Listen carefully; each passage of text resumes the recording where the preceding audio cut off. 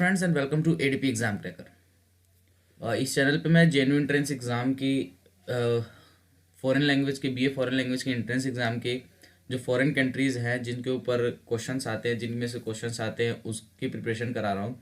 तो मैंने कुछ कंट्रीज़ तो जो ईस्टर्न की थी वो मैंने मिडिल ईस्ट की जो कंट्रीज़ थी वो मैंने कंप्लीट कराई थी, लेकिन उसमें से जो था वो जो कंट्रीज़ थी उसमें से कम क्वेश्चन पूछता है, क्योंकि आपको उस लैंग्वेज से जैसे कि उस क्लस्टर मान लीजिए होता है जैसे कि, तो फ्रांस जो है फ्रांसीसी आप लैंग्वेज पढ़ते ही हैं जेएनयू में, जैसे है फ्रांसीस फ्रेंच लैंग्वेज पढ़ाई जाती है। इस वजह से जो जो लैंग्वेज पढ़ाई जाती है वहाँ पे, जैसे कि फ्रेंच होगी, स्पेनिश, जापानीज़, ये सब जो लैंग्वेज पढ़ाई जाती है वहाँ पे, जो जो क्लस्टर हैं, जो भी उस क्लस्टर में से ज़्यादा क्वेश्चंस जो है जेन्युइन एंट्रेंस एग्जाम पूछती है। तो आज मैं फ्रेंच के ऊपर क्वेश्चंस लेके आया हूँ, जो नोट्स लेके आया हूँ उसमें जो इंपॉर्टेंट क्वेश्चंस एंट्रेंस एग्जाम में पूछे जाते हैं उस पर मैं लेके आया हूँ। और जो क्वेश्चंस छूट जाते हैं मैंने आपको बताया भी होगा कि वो एमसीक्यू जब लेके आऊँगा तो वो कंप्लीट करा दूंगा। और मैं कुछ आपको बता दूंगा कि कहाँ से फ्रांस के बारे में, फ्रांस का जैसे कि आप जानते हैं कि पूरा कवर नहीं हो पाएगा क्योंकि बहुत लंबी वीडियो हो जाएगी, तो मैंने केवल हेडिंग दी है उसकी और छोटी छोटी और कई चीज़ें बताई है कंप्लीटली। लेकिन जैसे कि मान लीजिए पेंटिंग, मैं अब फ्रांस में जितनी पेंटिंग है उतनी लिख नहीं पाऊंगा, लेकिन जैसे कि आप गूगल करके फ्रांस में कितनी पेंटिंग्स बनी है उसको केवल एक बार नाम देख लें, क्योंकि पेंटिंग्स के ऊपर क्वेश्चन, पेंटर्स के ऊपर क्वेश्चन जो फ्रांस कंट्री है इसमें से ज़्यादा पूछ लेता है और जापान से पूछ लेता है। वो भी आगे वीडियो आने वाली है। ये लंबे लंबे नोट्स है, पहले मैंने छोटे नोट्स कंप्लीट करा दिए, अब केवल जो कंट्रीज आएंगी उसके जो है लंबे नोट्स आएंगे। तो चलिए शुरू करते हैं। अभी तक अगर आपने मेरे चैनल को सब्सक्राइब नहीं किया है तो सब्सक्राइब कर लीजिएगा, क्योंकि इस चैनल पर जेन्युइन एंट्रेंस एग्जाम की जो बीए फॉरेन लैंग्वेज की प्रिपरेशन के लिए मैं कंट्रीज की वीडियो डालता रहता हूँ। So please subscribe my channel. तो चलिए शुरू करते हैं। आज का जो है हमारा टॉपिक जो है वो है फ्रांस। फ्रांस जैसे आप देख रहे होंगे ये जो पोर्शन है ये फ्रांस का पोर्शन है, ठीक है। ये जो रेड कलर वाला है, तो चलिए आगे चलते हैं।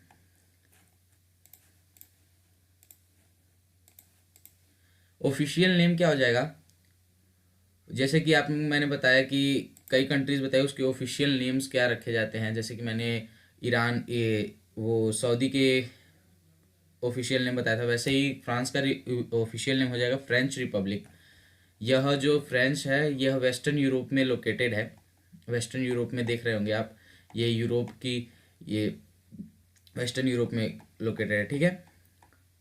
ठीक है, फिर आगे चलते हैं। इसकी कैपिटल और लार्जेस्ट सिटी, जैसे मैंने रेयरली देखा है जो कैपिटल है, अब ये नहीं कहूँगा मैं कि जो लार्जेस्ट सिटी है वही कैपिटल है, लेकिन रेयरली मैंने ये देखा है जो लार्जेस्ट सिटी होती है वही कैपिटल होती है। तो फ्रांस की भी लार्जेस्ट सिटी पेरिस है और कैपिटल भी पेरिस ही है। यहाँ पे ऑफिशियल लैंग्वेज आप मेजर सब लोग जानते ही होंगे कि क्या ऑफिशियल लैंग्वेज यहाँ पे बोली जाती है, फ्रेंच बोली जाती है। डेमोनिम यहाँ के जैसे कि मतलब पूर्वज, जैसे कि हिंदुस्तान में भारतीय के ज़्यादा पूर्वज हैं, उसी तरह डेमनिम यहाँ उसको कहते हैं। वहाँ की डेमनिम क्या है, फ्रेंच, ठीक है। वहाँ में गवर्नमेंट है unitary semi presidential constitutional Republic, ठीक है। वहाँ की करेंसी यूरो है और CFF फ्रांस भी कभी कभी एमसीक्यू में दे देता है, CFF फ्रांस, तो उसको भी याद कीजिएगा कि CFF फ्रांस भी। यूरो तो कॉमनली हो जाएगा, मैं आपको आगे बताऊंगा क्यों यूरो कॉमन कई कंट्रीज में कॉमन हो जाता है। कालिंग कोड यहाँ का है +33। और जो इस समय कॉन्स्टिट्यूशन, जैसे कि आप जानते होंगे कि मैंने भी बताया कि आपको कॉन्स्टिट्यूशनल रिपब्लिक है यहाँ की गवर्नमेंट, तो जो इस समय कॉन्स्टिट्यूशन वहाँ पे है जो लागू है वो 4 अक्टूबर 1958 में लागू हुआ था वहाँ पे, ठीक है।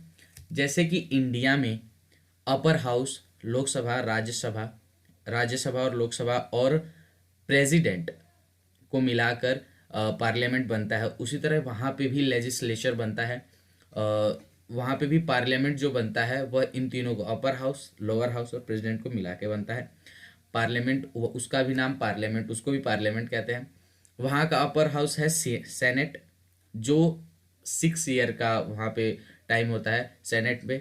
आप मुझे कमेंट करके बताइएगा कि इंडिया में राज्यसभा का कितना होता है और लोकसभा का टाइम पीरियड कितना होता है। कमेंट करके ज़रूर बताइएगा कि राज्यसभा का टाइम पीरियड कितना होता है और लोकसभा का कितना होता है टाइम पीरियड।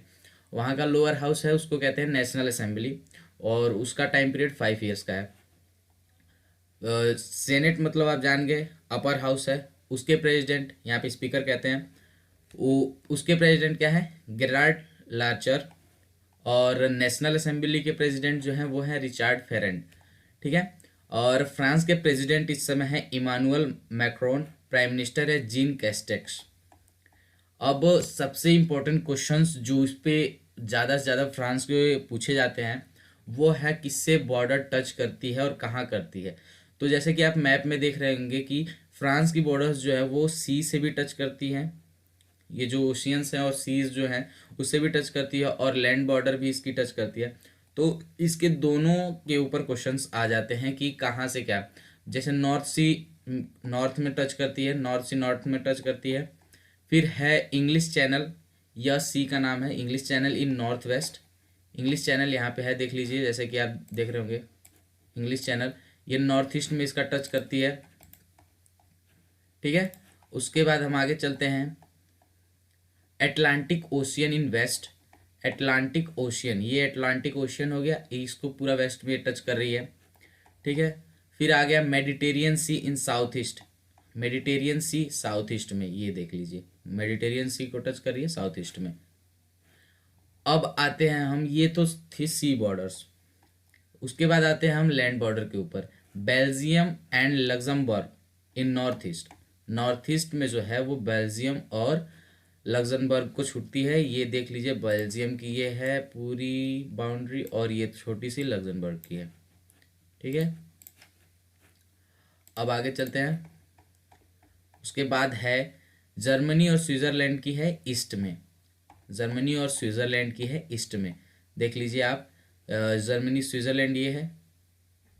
ठीक है। और जर्मनी की ये बॉर्डर है, लग्जमबर्ग की यहाँ तक हो गई। उसके बाद जर्मनी की सबसे बड़ी बॉर्डर ये है पूरी, और स्विट्ज़रलैंड की ये है। ठीक है। स्विट्ज़रलैंड और जर्मनी की ये बॉर्डर हो गई। ठीक है। फिर आते हैं हम लोग इटली और मोनाको इन साउथ ईस्ट। इटली और मोनाको की साउथ ईस्ट में है, जैसे कि यहाँ पे छोटा मोनाको है और ये पूरा इटली है, इसकी बॉर्डर है साउथ ईस्ट में।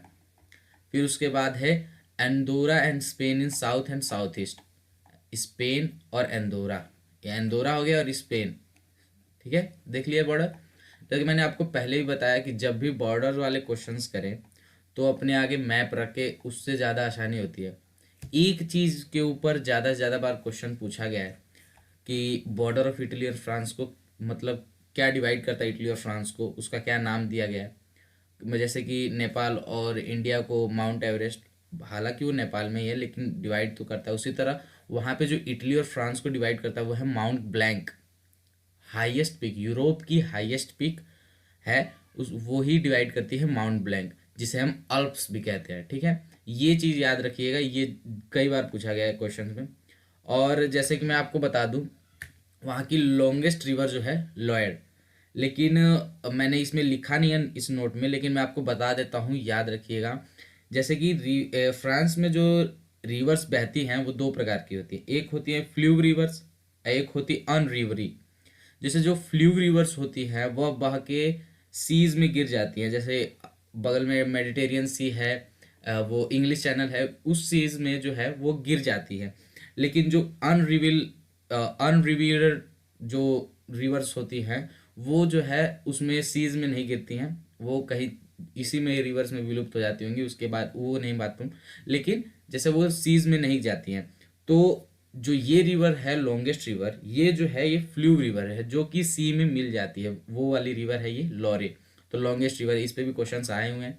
फिर आते हैं हम बुक राइटर्स और पोएट जो फ्रांस से रिलेट करते हैं। अब ये नहीं है कि मैं सब बुक्स, सब राइटर्स, सब पोएट्स मैं आपको बता दूंगा, लेकिन जो इम्पोर्टेंट है जिस पे क्वेश्चन पूछे गए हैं कई बार, वो मैं लेके आया हूँ।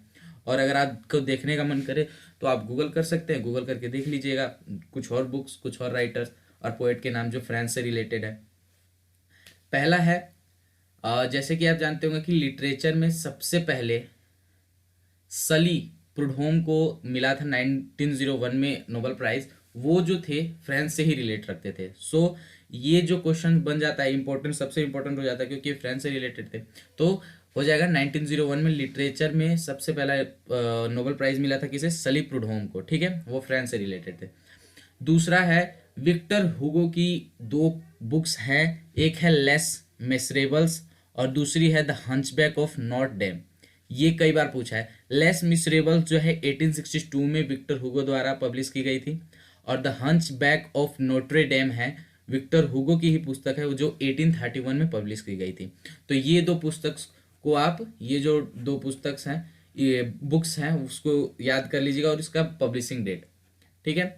और एक राइटर हैं, इनकी बुक आप देख लीजिए, बहुत ज़्यादा, इनकी तो बहुत ज़्यादा बुक है, ये भी फ्रांस से रिलेटेड करते हैं, इसलिए मैंने बुक्स नहीं लिखी हैं, आप गूगल करके देख लीजिएगा। वोल्टायर, जैसे कि आपने नाम भी सुना होगा, जो लिटरेचर के स्टूडेंट्स होंगे कई बार इनका नाम सुना होगा वोल्टायर का। ये जो है इनकी बहुत बुक्स हैं, फ्रांस से रिलेटेड है, इसीलिए मैंने इनका नाम डाल दिया है। फिर आते हैं चर्च। जैसा कि आप जानते हैं कि फ्रांस में जो है क्रिश्चियनिटी, क्रिश्चियन लोग ज़्यादा हैं। तो जैसे भारत में हिंदू लोग ज़्यादा हैं तो मंदिर ज़्यादा हैं, तो उसी तरह वहाँ पे क्रिश्चियन ज़्यादा हैं तो चर्च भी ज़्यादा होंगे। सो चर्च के ऊपर भी क्वेश्चन पूछ लिए जाते हैं कभी कभी। जैसे कि चर्च में ऐसे क्वेश्चन पूछे जाते हैं कि ये जो चर्च है कहाँ पे लोकेटेड है। तो कुछ चर्च, जो दो, कुछ चर्च, दो तीन चर्च, दो चर्च के बारे में क्वेश्चन पूछा गया है, तो दोनों चर्च मैंने लेके आया हूँ। और कुछ चर्च आप गूगल करके अगर चाहें तो देख सकते हैं। कैथोलिक चर्च, कैथोलिक चर्च आप रोम में है, ये जानते होंगे क्योंकि ये बहुत फेमस चर्च है। आपने कभी कभी मूवी में भी एक सनी देओल, सनी पाजी की मूवी है, उसमें भी आपने देखा होगा कि कैथोलिक चर्च पे, वो कौन सी मूवी है जिसमें रोमियो गुंडा है, नाम याद नहीं आ रहा, आप देख लीजिए, आपको पता होगा। उसी में वो कहते हैं कैथोलिक चर्च पे, तो वो जो है रोम में ही है। दूसरा है नॉट डैम डी पेरिस, जैसे कि आपको नाम से पता चल रहा होगा कि ये पेरिस में है, ये नॉट डैम डी पेरिस। ये दो चर्च के ऊपर कई बार क्वेश्चन आए थे। ये पेरिस में लोकेटेड है, नॉट डैम डी पेरिस, और कैथोलिक चर्च रोम में है। फिर आते हैं पेंटर्स के ऊपर। जैसे मैंने आपको बताया है, पेंटर्स, पेंटिंग के ऊपर क्वेश्चन पूछ ले जाते हैं। तो अब मैं पेंटर्स और पेंटिंग अगर आपको पूरी नोट लिखवा दूंगा तो फिर नोट नोट हो जाएगा। आप केवल ये लिख के, मैं बता दे रहा हूँ कैसे सर्च कीजिएगा, फ्रेंच पेंटिंग, उसके ऊपर जो इम्पोर्टेंट पेंटिंग ऊपर आती हैं बस उसके नाम देख लीजिएगा एक बार, ताकि आप जब एग्ज़ाम दें तो वो पेंटिंग का नाम पढ़ें तो आपको पता चल जाए कि हाँ ये जो है फ्रेंच से ही रिलेटेड है। तो पहली पेंटर जो है वो है क्लोड मोनेट, और दूसरे जो है पेब्लो पिकासो। पेब्लो पिकासो के ऊपर क्वेश्चन इसलिए पूछा जाता है क्योंकि ये जो है बॉर्न हुए थे स्पेन में, लेकिन जो इन्होंने अपना एडल्ट, जैसे कि एडल्ट एज होता है जिसमें आदमी मैच्योर हो जाता है, उस समय का एज जो है इन्होंने फ्रांस में बिताया था, और अपनी ज़्यादा से ज़्यादा पेंटिंग जो है उन्होंने फ्रांस में ही कंप्लीट किया, ठीक है। साइंटिस्ट के बारे में जान लेते हैं। साइंटिस्ट फ्रांस में बहुत बढ़िया बढ़िया साइंटिस्ट भी हुए हैं, मैथमेटिशियन हुए हैं, फिजिशियन हुए हैं। तो मैरी क्यूरी, देखिए पहली साइंटिस्ट और मैरी क्यूरी हैं। जैसे कि कई लोग जानते होंगे कि इनको दो सब्जेक्ट्स में नोबेल पुरस्कार मिला है, नोबेल प्राइज मिला है। तो आप कमेंट करके जरूर बताइएगा कि इन्होंने कौन सी चीज़ का खोज किया था, किस चीज़ की डिस्कवरी की थी, जिनके बाद इनको दो चीज़ों में पुरस्कार मिला था, कौन सी चीज़ का खोज किया था। इन्होंने और इनके हस्बैंड ने मिलके उस खोज का किया था। और बहुत लोग जानते होंगे, जो लोग नहीं जानते हैं वो भी गूगल करके जान के उसके बाद कमेंट कीजिएगा, और जो लोग जानते हैं वो कमेंट जरूर कीजिएगा। दूसरे हैं एंड्री मैरी एम्पियर। एम्पियर के बारे में फिजिक्स जो भी पढ़ता होगा, जो भी फिजिक्स पढ़ता होगा तो एम्पियर के बारे में जानता ही होगा। एम्पियर ने इलेक्ट्रोमैग्नेटिज्म की खोज की थी। फिर है ब्लेस पास्कल, और पास्कल के बारे में जब पास्कल रूल पढ़ते हैं आप लोग। हेनरी बैक्यूरिल, इन्होंने है जो रेडियो एक्टिविटी की खोज की थी, ठीक है। तो आगे चलते हैं। किंग्स, जो इम्पोर्टेंट किंग्स, जैसे कि आप जानते हैं फ्रांसीसी क्रांति, फ्रांस रिवोल्यूशन जो है फ्रांस के लिए बहुत ही इंपॉर्टेंट है। उसी तरह किंग्स जो है वहाँ के जो इम्पोर्टेंट किंग्स हैं उसके नाम लिख दिए, जैसे लुइस द 14। क्यों इनके नाम पूछे, क्यों इनके ऊपर क्वेश्चन पूछा गया, क्योंकि इन्होंने सबसे ज़्यादा 72 ईयर्स रूल किया है फ्रांस के ऊपर, ठीक है। और उसके बाद है लुई द 16, इनके ऊपर क्वेश्चन इसलिए पूछ लिया जाता है क्योंकि फ्रेंच रिवॉल्यूशन जो है इन्हीं के समय पे हुआ था, ठीक है, 1789 में। फिर आते हैं Henry fourth, first king of house of bourbon. ये जो है हेनरी फोर्थ के ऊपर क्वेश्चन पूछा जाता है कि who is the king of house of bourbon, first king of house of bourbon, तो हेनरी फोर्थ थे वो, ठीक है, फर्स्ट किंग है हाउस ऑफ बर्बन के। लुइस 19 के ऊपर क्वेश्चन पूछा नहीं जाता है, लेकिन इंपॉर्टेंट इसलिए हो जाता है क्योंकि 20 मिनट के लिए ही राजा बने थे, इसलिए मैंने इसको लिख दिया है।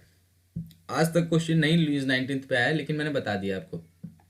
फिर आते हैं इंपॉर्टेंट नोट्स फ्रांस के ऊपर, जो इंपॉर्टेंट नोट्स हैं, जैसे कि फ्रेंच गैस्ट्रोनोमी, इसके ऊपर भी क्वेश्चन है, फ्रेंच गैस्ट्रोनोमी क्या होता है। तो फ्रेंच की फूड और कल्चर के बारे में पढ़ना ही फ्रेंच गैस्ट्रोनोमी है। ये जो है इंटरनेशनल कल्चरल हेरिटेज इन 2010 में देखा गया था फ्रेंच गैस्ट्रोनोमी, ठीक है। जैसे कि भारत का नेशनल टीवी दूरदर्शन है, वैसे ही फ्रांस का नेशनल टीवी फ्रांस टीवी है।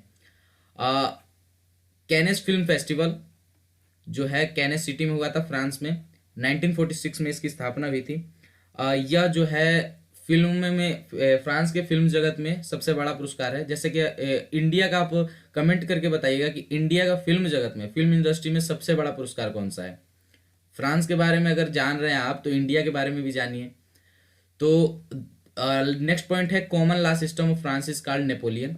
नेपोलियन कोड कहा जाता है वहाँ का जो लॉ सिस्टम है, कॉमन लॉ सिस्टम, उसको नेपोलियन कोड कहा जाता है, क्योंकि नेपोलियन को आप जानते होंगे फ्रांस का था और बहुत ही महान राजा था। उसने एक भी मतलब वॉर डिफीट नहीं हुआ था वो। Francophonic is the list of country where French is speak. जैसे कि अदर कंट्रीज हैं, जैसे कि कनाडा कंट्री है, कई और कंट्री हैं जहाँ पे फ्रेंच लैंग्वेज बोली जाती है, उसको हम फ्रेंकोफोनिक कहते हैं, फ्रेंकोफोनिक कंट्रीज कहती हैं। इसको कह रहे हैं, सोच रहे होंगे कैसे ये पूछा जाता है, फ्रेंच गैस्ट्रोनोमी क्या होता है, व्हाट इज फ्रेंच गैस्ट्रोनोमी, नहीं दे देता होगा, नहीं तो फिर पूछता है कि study of food and culture, उसको क्या कहा जाएगा। और पूछ दिया जाता है कि list of country where French speak, तो उसको क्या कहते हैं, उस लिस्ट को क्या कहते हैं, तो फ्रेंकोफोनिक। नेपोलियन, देखिए अभी तक मैंने बताया कि नेपोलियन हारा नहीं था, लेकिन एक बैटल में हारा था जो है वाटरलू। नेपोलियन जो है बैटल ऑफ वाटरलू में हार गया था 1815 में। स्टैच्यू ऑफ लिबर्टी जो है यूएसए को फ्रांस द्वारा ही दिया गया था, ब्रॉन्ज का था ये 1886 में, ठीक है।